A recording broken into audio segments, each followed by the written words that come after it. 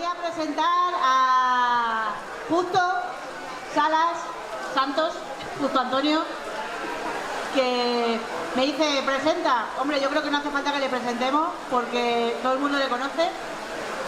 Cuando se va acercando el evento de la danza betona va lloviendo más, y no es casualidad, es que los betones bailaban para que lloviese. Y como todavía creemos que el campo necesita un poquito más de agua, pues vamos a hacer esto. Y luego le acompaña Almudena, que es su compañera del otro lado del charco. Y hemos puesto danzas betonas y a lo mejor os va a sorprender ahora cuando empecéis a escuchar la música, pero es que realmente si Viriato viviese ahora bailaría reggaetón, que es lo que vamos a hacer. Entonces, sé que hace muy mala tarde, que no apetece, estamos fríos, pero quizás nos va a venir bien el movernos un poco a ver si entramos en calor.